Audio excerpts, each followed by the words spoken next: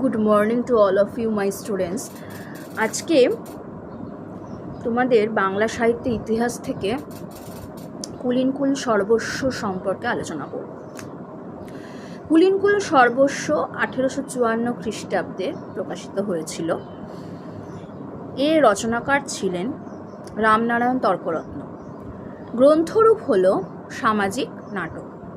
বিষয় বাংলাদেশে কৌলীন্য প্রথার ফলে বঙ্গদেশে নারীগণের দুরবস্থা এবং কুলীন পুত্রদের ব্যভিচার ও নীচতার পরিচয় এই নাটকে উপস্থিত।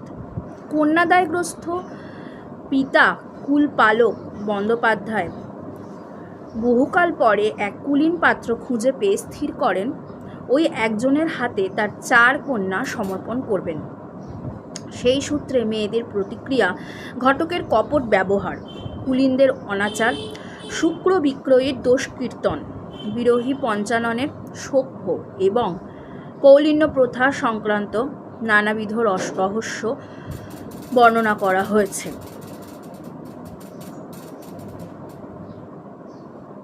কেন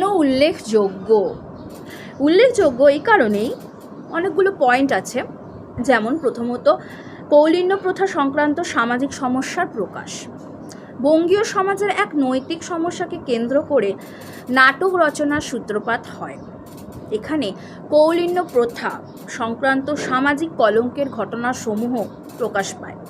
যেমন কুলীন অধর্মরুচি তার পিতা বিবাহ বণিককে এসে খবর দিচ্ছে যে তার কোনো এক শ্বশুরবাড়ি থেকে তার কন্যা জন্মগ্রহণের সংবাদ এবং সেই কন্যার অন্নপ্রাশনে উপস্থিত হওয়ার নিমন্ত্রণপত্র এসেছে।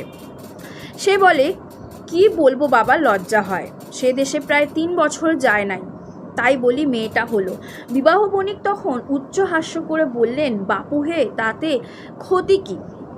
আমি তোমার বিবাহ বণিক তখন উচ্চ হাস্য করে বললেন, বাপু হে, তাতে ক্ষতি কি? আমি তোমার জননীকে বিবাহ করিয়া তথায় একবারও যায় নাই। তা বাপু, আমরা কুলীনের ছেলে, আমাদের ওরকম হয়ে থাকে, তাতে ক্ষতি কি? তো কৌলীন্য প্রথা সংক্রান্ত সামাজিক সমস্যার এখানে একটা প্রকাশ ঘটেছে। এছাড়া বাংলা নাটকের নিয়মিত মঞ্চাভিনয়ের সূচনা।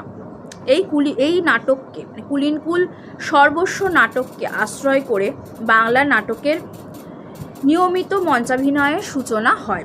সেই জন্য কুলিনকুল সর্বস্ব হয়ে ওঠে বাংলার আদি নাটক। সামাজিক নাটক লিখে পুরস্কার লাভ। সামাজিক বিষয় বাংলা নাটকে প্রাধান্য পায়। সামাজিক সমস্যা নির্ভর নাটক লিখে পুরস্কার প্রাপ্তির ঘটনা